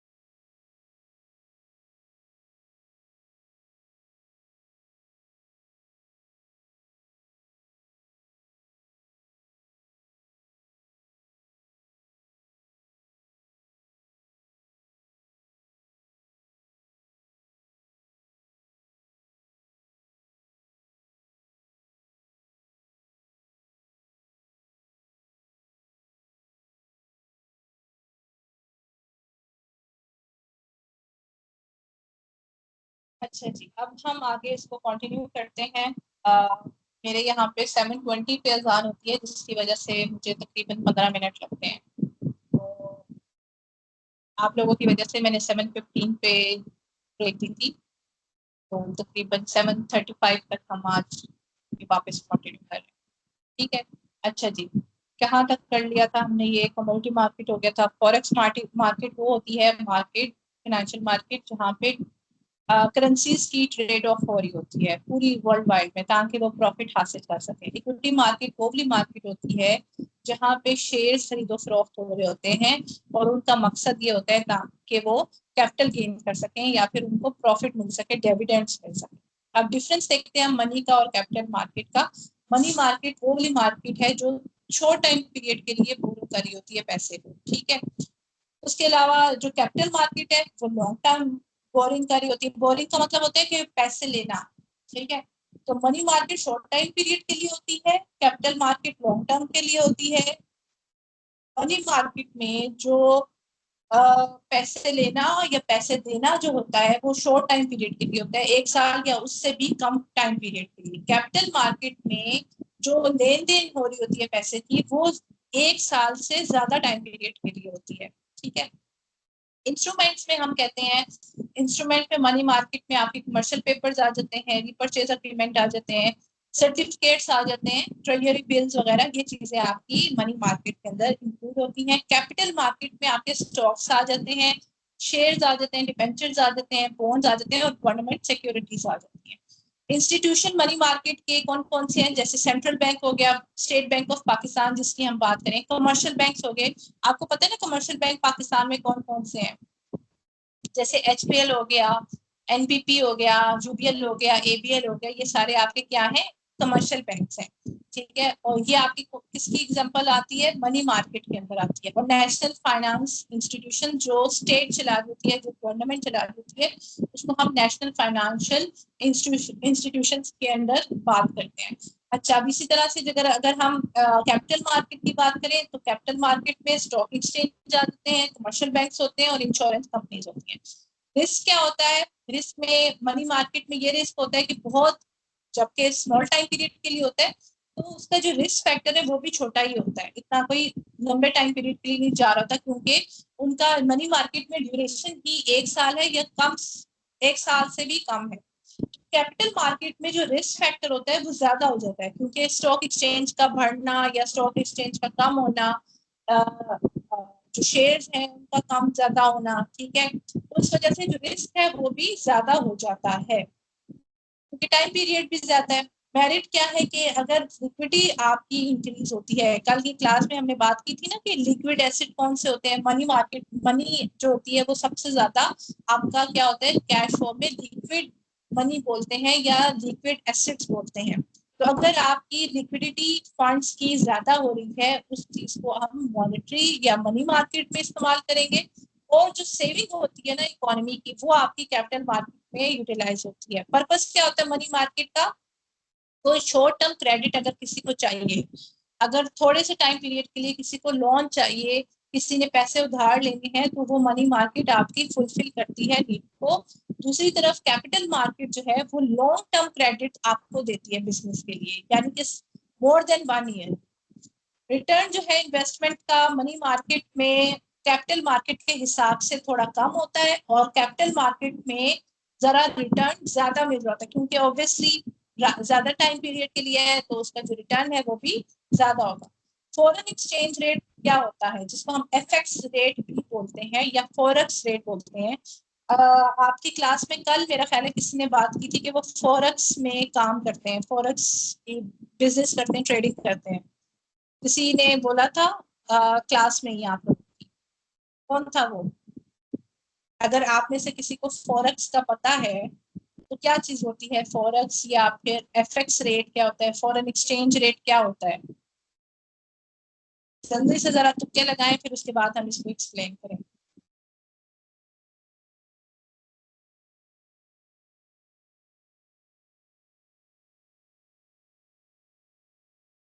है ना, आपने हाफ टाइम गुजार दिया है और हाफ टाइम रह गया है थोड़ा सा, तो आई डोंट नो कि लगेगी कि नहीं, क्योंकि सिस्टम ये खुद अटेंडेंस लगा रहा होता है। अच्छा जी, फॉरेक्स पेमेंट क्या है? फॉरेन मींस मैम जो बाहर से करेंसी होती है, बाहर के रुपीस के हिसाब से रेट, एक्सचेंज रेट यही है, फॉरेन एक्सचेंज रेट यही है। जैसे अभी हमने कहा कि अगर $1 इक्वल टू 297 रुपीज के है, तो अगर हम अपनी करेंसी को दूसरों की करेंसी के साथ कंपेयर करते हैं या उनके साथ हम एक्सचेंज करते हैं, तो उस चीज को हम फॉरेन एक्सचेंज रेट बोलेंगे। ठीक है, exchange rate is the price of the currency of a country can be exchanged for the number of currency of another country। जैसे अगर मुझे रियाल चाहिए तो मैं हो सकता है 2 लाख अपने पाकिस्तानी 2 लाख में अगर मैं 1,900 रियाल खरीदती हूँ, ठीक है, तो या अगर हम यूं बात करें कि पाकिस्तानी 79 रुपीज या 74 रुपीज इक्वल टू 1 रियाल। ठीक है, 1 रियाल जो है वो आपके 74 रुपीज का है।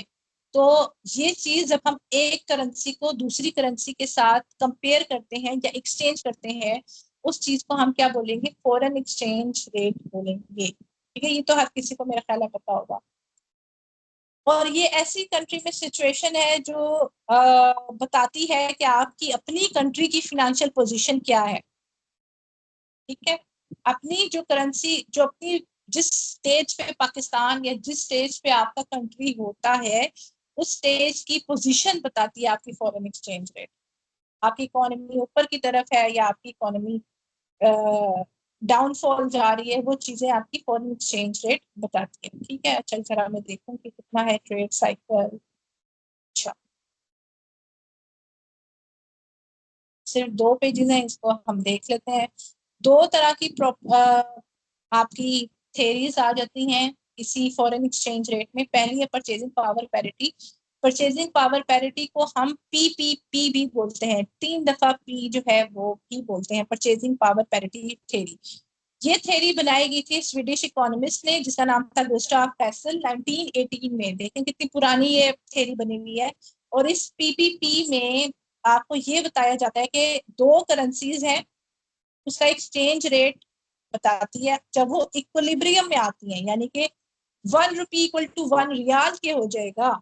ठीक है, इक्विलिब्रियम आ जाएगा, एक जितने हो जाएंगे, बराबर हो जाएंगी, तो तब आपकी परचेजिंग पावर जो है 2 कंट्रीज की एक जितनी हो जाएगी। जितनी परचेज, देखो अब क्या होता है कि हम सऊदीया में जाके अगर 1 रियाल की 1 रियाल का अगर हम बंद खरीद रहे हैं, ठीक है, जो खाने वाला बंद होता है, ब्रेड होती है, चलो, तो अगर हम 1 रियाल का ब्रेड खरीद रहे हैं तो पाकिस्तानी तो वो 79 रुपीज ही बनेगा, है ना। तो परचेजिंग पावर पैरिटी में ये कहते हैं कि अगर 1 रियाल इक्वल टू 1 रुपीज हो जाए, 1 रियाल इक्वल टू 1 रुपीज के हो जाएगा, तो हम कहेंगे कि आपकी 2 कंट्रीज के बीच में इक्विलिब्रियम आ गई है, दोनों एक जितनी उनकी परचेजिंग पावर है, कुव्वत खरीद है वो दोनों की एक जितनी है। ठीक है, इस परचेजिंग पावर पैरिटी में हम ये चीज देखेंगे। फिर बैलेंस ऑफ पेमेंट थ्योरी में हम ये चीज देखते हैं कि जब आपका जो जनरल इक्विलिब्रियम है एक्सचेंज रेट में, वो बराबर हो जाता है, यानी जो आपकी डिमांड और जो सप्लाई है करेंसी की किसी कंट्री की, वो अगर इक्विलिब्रियम हो जाए या उसके ऊपर आपकी डिमांड और सप्लाई अगर आपकी डिपेंड करती है, आपकी जो बैलेंस ऑफ पेमेंट है ना, जिसको हम जनरल इक्विलिब्रियम भी बोल रहे हैं, वो चीज आपकी डिमांड और सप्लाई करेंसी के ऊपर डिपेंड करती है। और जो आपकी डिमांड है फॉरेन करेंसी की, वो बढ़ती जाएगी अगर आपकी debit side balance of payment increase होगा तो। ठीक है, इसका मतलब है कि अच्छा, डेफिसिट और किसी को ये पता है कि डेफिसिट का मतलब क्या होता है? एनीवन नोस के डेफिसिट का क्या मतलब है?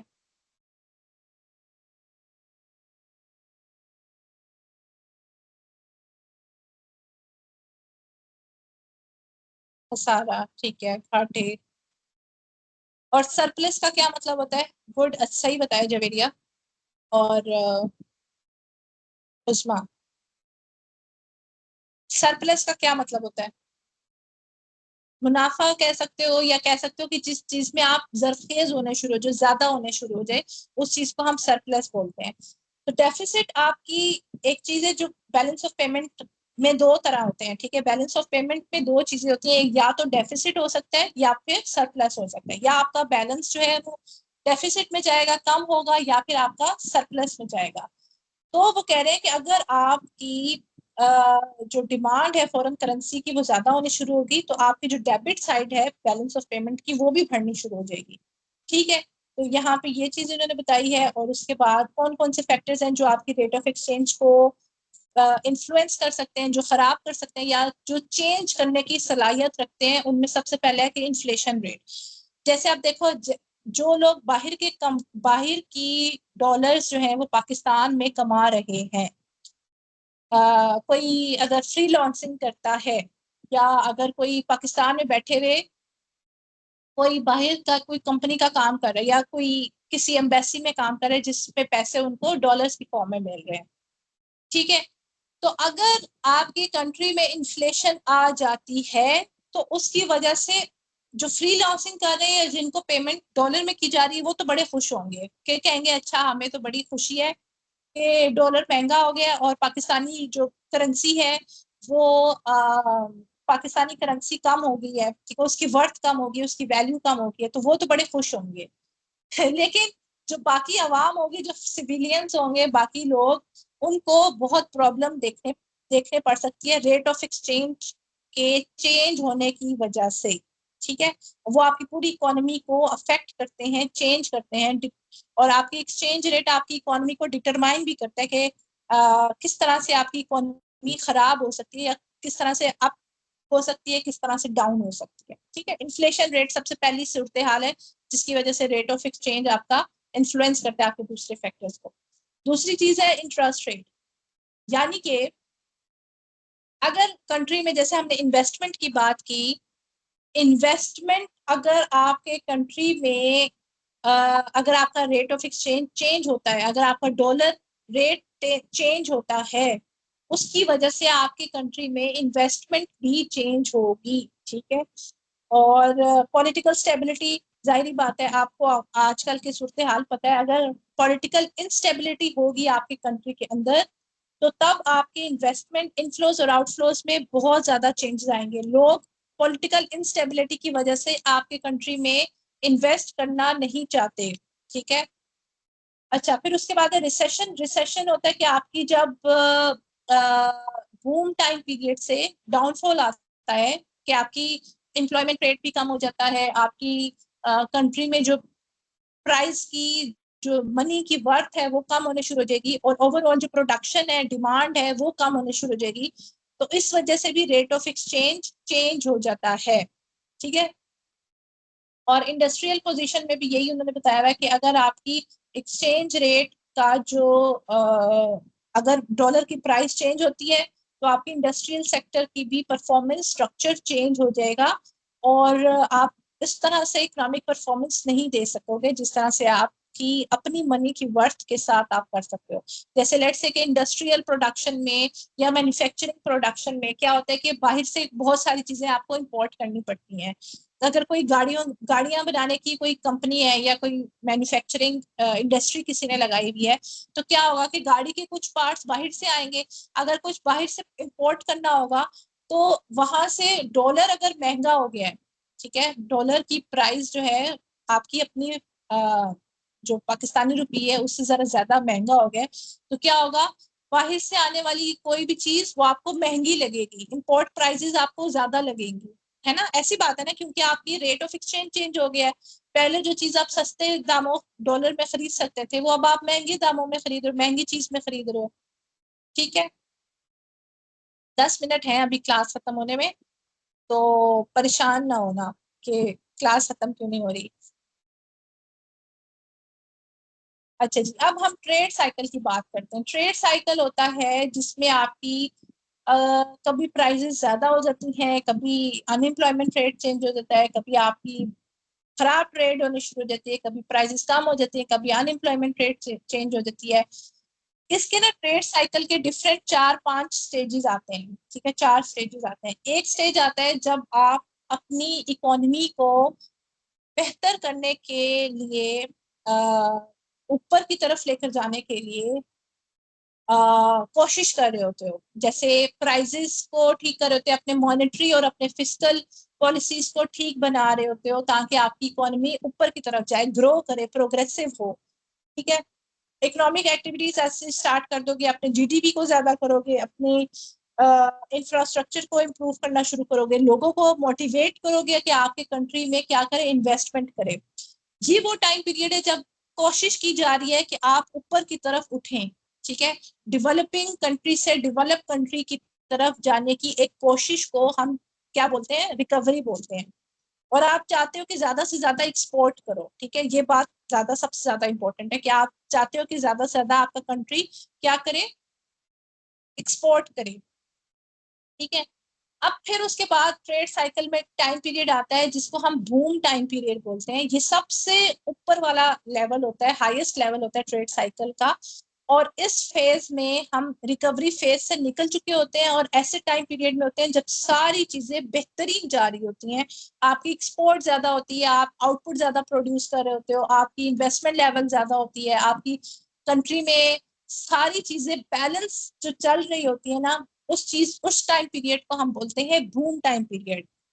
उसके बाद ट्रेड साइकिल में एक टाइम पीरियड आता है रिसेशन का, यानी कि आहिस्ता आहिस्ता आप अपने बूम टाइम पीरियड से नीचे की तरफ जाना शुरू हो जाते हो। बूम टाइम पीरियड खत्म होता है तो आपका रिसेशन टाइम पीरियड शुरू हो जाता है। ठीक है, और एक टाइम आता है जब आप लोग रिसेशन से भी नीचे की तरफ चले जाते हो, डिप्रेशन आ जाती है, यानी कि आपने बहुत ज्यादा इंपोर्ट शुरू कर दिया है, अपनी लोकल प्रोडक्ट्स को इग्नोर कर दिया है, अब आप अपनी लोकल प्रोडक्ट्स को नहीं खरीद रहे और डिमांड जो है कंज्यूमर्स की वो इंपोर्ट प्रोडक्ट्स की तरफ ज्यादा हो गई है। तो उस टाइम पीरियड को हम बोलते हैं डिप्रेशन टाइम पीरियड। और कौन कौन से फैक्टर्स हैं जो ट्रेड साइकिल को अफेक्ट कर सकते हैं? सबसे पहले कि मनी जो सप्लाई है, यानी पैसा ज्यादा से ज्यादा प्रिंट किया जा रहा है।